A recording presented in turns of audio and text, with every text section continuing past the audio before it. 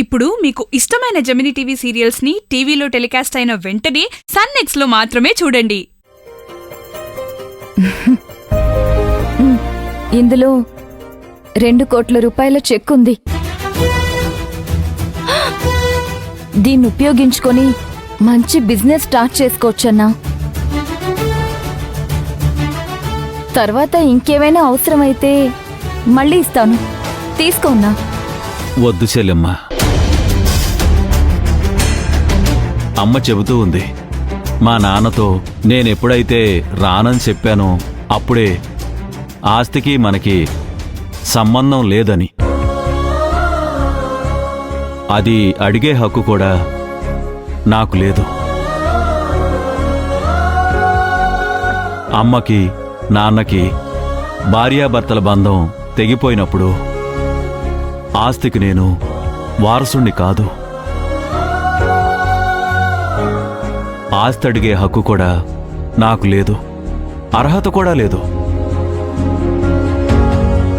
అమ్మకి మీ ట్రస్ట్ నుంచి వచ్చే డబ్బులు సరిపోతాయమ్మా. అది కాదన్నా, నాన్న నా కల్లోకొచ్చి నీకు డబ్బులు ఇవ్వమని చెప్పాడు. వద్దమ్మా, సెక్యూరిటీ పనితో సంతోషంగా ఉన్నాను. ఇది తీసుకుంటే ప్రశాంతత పోతుంది. ఇప్పుడు నా మీద నాకు గర్వంగా ఉంది. మళ్ళీ డబ్బులు తీసుకుంటే నా మీద నాకే అసహ్యం వేస్తుంది. నువ్వైనా చెప్పమ్మా.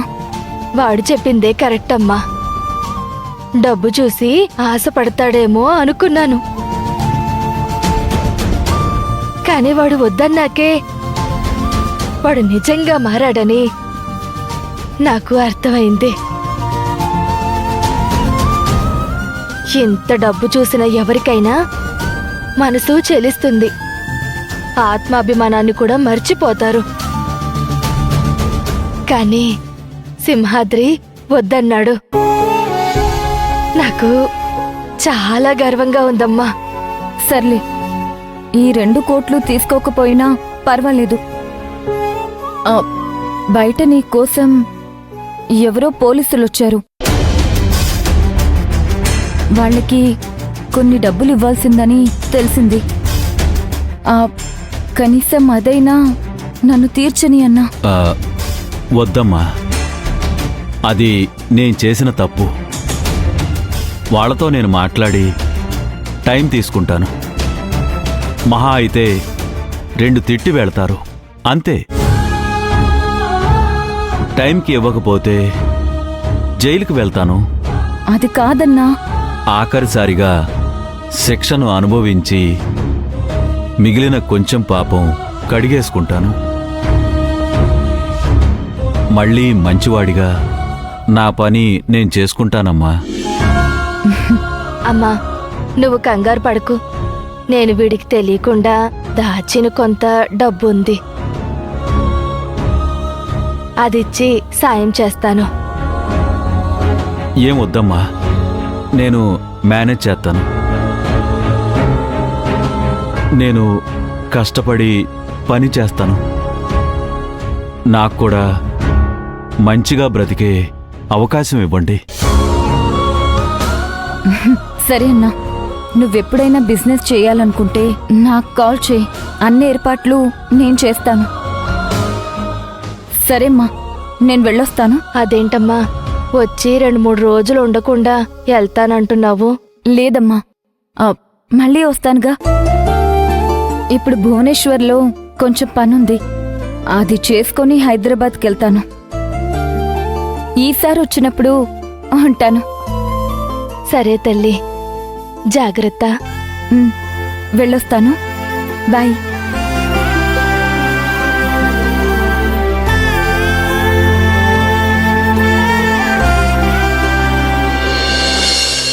ఒక పర్సనల్ పని మీద వచ్చాను. చిన్న సెటిల్మెంట్ ఉంది, తర్వాత చేస్తాను. ఇన్స్పెక్టర్, చెప్పండి మేడం. ఇందాక మీతో మాట్లాడి వెళ్ళాను కదా. అవును మేడం, మీరు ఆగమన్నారనే లోపలికి రాకుండా ఆగాం. సింహాద్రి మీకు ఎంత ఇవ్వాలన్నారు? 5 లక్షలు మేడం. వాడు ఆడే ఆటలు మీకు తెలియదనుకుంటా. నాగమణి అని, లిల్లీపుట్లని, రైస్ పుల్లర్ అని రకరకాల మాటలు చెప్పి మాయ చేసే మాయగాడు. ఇప్పుడు కాదులేండి, పూర్తిగా మారిపోయాడు. మారిపోయినవాడు పారిపోకుండా మా డబ్బులు మాకివ్వాలి కదా. ఇంతకీ ఇన్ని వివరాలు అడుగుతున్నారు, మీరెవరు? నేను Bhairavi group of companies chairman Sivagami. ఓ నమస్తే మేడం. మీరు హైదరాబాదులో పెద్ద బిజినెస్ ఉమెన్ అని విన్నాను. ఓకే, సింహాద్రి ఇష్యూని నేను సాల్వ్ చేస్తాను.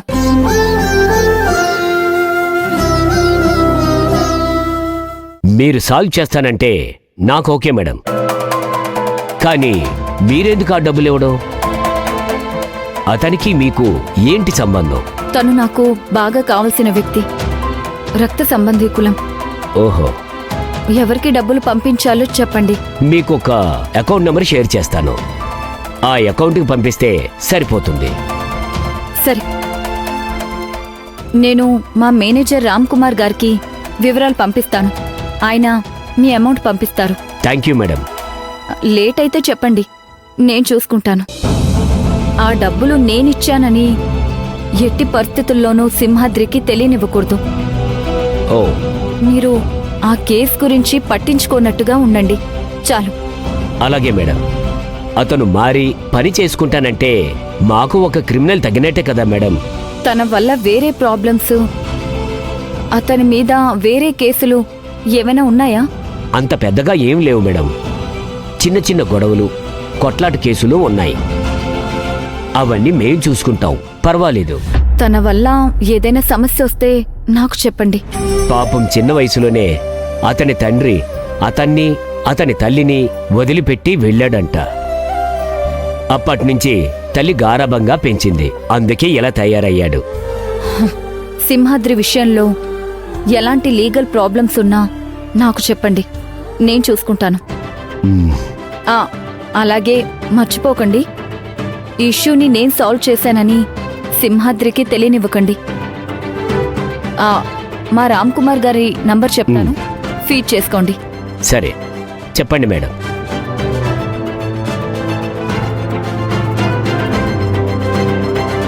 రామ్ కుమార్ కదా మేడం? ఉమ్, సరే మేడం, నేను డీటెయిల్స్ పంపిస్తాను.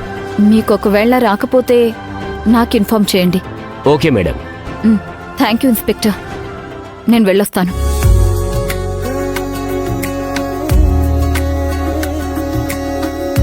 హే, నీ అమౌంట్ ఒక అరగంటలో వచ్చేస్తుంది.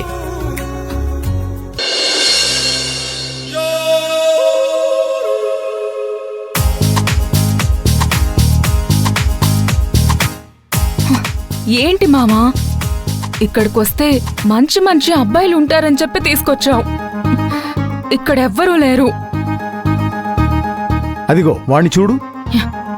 వాడు దేనికి పనికొచ్చేలా లేడు. వీడు ఈ గడ్డం వాడు.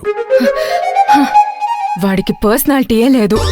అవును, అసలు నీ కలల రాకుమారుడు ఎలా ఉండాలి? 6 అడుగుల ఆజానుబాహుడై ఉండాలి.